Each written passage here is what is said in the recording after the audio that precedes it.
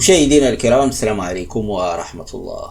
بعد ما جاء في الجنازة ديال با، بعد ما سمحت لي المندوبية العامة للسجون على أنه يحضر في الجنازة ديال الأب ديالو يصلي عليه ويدفنه، وبعد ما رجع للسجن وجه المعتقل السياسي وزعيم حراك الريف ناصر الزفزافي رسالة شكر مؤثرة إلى أبناء الريف وكل المغاربة اللي واسوه في مصابه بعد وفاة والده أحمد الزفزافي.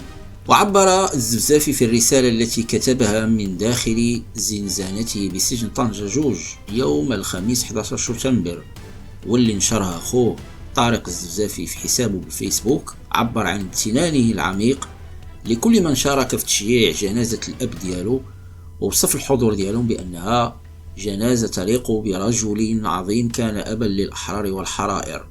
وقال إنه لفخر عظيم لا يقدر بثمن أني كنت بينكم وأنتم تحيطونني بالحب اللي خفف عنا حرقة فراق والدي الشهيد رحمه الله رحمة واسعة. وأضاف إنه لشرف ما بعده شرف أني سرت معكم وبجانبكم فوق تراب ريفنا الغالي في ذلك اليوم التاريخي، ونحن نشيع أبي الغالي إلى مثواه الأخير في جنازة تليق برجل عظيم كنتم أبناؤه في حياته. كما أشاد بمواقف أبناء الريف وكل من تكبد على السفر من مختلف مناطق المغرب سواء لحضور الجنازة أو لمواساته بالدعاء، مؤكدا أن محبتهم ووفاءهم له ولعائلته دين لا يمكن رده. وخاطب الزفزافي من أسماهم أبناء وبنات أبي الأحرار والحرائر قائلا: لن أوفيكم حقكم من الشكر ولو شكرتكم دهرا من الزمن، إذ كنتم سندي الذي أسندني في محنتي وحزني، ولو كان بودي تقبيل رؤوسكم واحدا واحدا لن يعز علي الأمر على ما قمتم به، ولو قبلت التراب الذي سارت فوقه نعالكم لن أسدد ديني تجاهكم.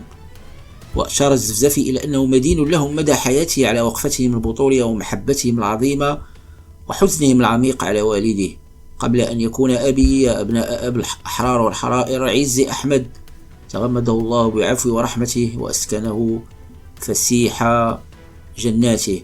وتابع قائلا: سأظل أشكركم حتى ألقى ربي على وفائكم وحزنكم وتواجدكم وعطشكم وتكبدكم للحر والجوع في ذلك اليوم لمساندتي وأهل الكرام في هذه الفاجعة التي نحمد الله عليها. وأضاف الزفزافي: شكرا للجميع دون استثناء، لأبناء ريف الشامخ ولكل من تكبد عنا الطريق للحضور من كل بقاع الوطن، ولمن واسانا وعزانا ورفع أكفه لله داعيا، ولكل من تواجد ومن لم تسعفه ظروفه. وختم رسالته بالدعاء لوالده الراحل الذي وصفه بشهيد أبي الأحرار، راجيا من الله أن يتغمده بواسع رحمته وأن يحفظ أهل الريف وأبناء الوطن كافة على تضامنهم ومساندتهم في هذا المصاب الجلل. جدير بالذكر على أن الزفزافي في الخطاب اللي كلقاه فاش من السطح ديال المنزل ديالو نهار جاء الجنازة ديال باه خلال تقديم التعازي، قال أنه لو سمحتم لي غادي نطلق على الأب ديالي اسم أبي الأحرار والحرائر رحمة الله عليه واسعة، وإنا لله وإنا إليه راجعون. نتمنى على أن نسمع أخبار جيدة بخصوص الزفزافي، وأن يتم إطلاق سراحه والعفو عليه هو وأصحابه اللي بقاو مستدبة في الحبس. نتمنى على أن يتم العفو عنهم وتطوى هذه الصفحة نهائيا وما رجعوش لهادشي ديال الاعتقالات، ونحاولوا على أننا نوطدوا ثقافة الحوار والإنصات والاستماع للمطالب ومحاولة تحقيقها بالحوار وبطريقة جيدة. متنساش تشترك في القناة ديالنا وتفعل زر الجرس باش توصل بجديد فيديوهاتنا، وشكرا لك.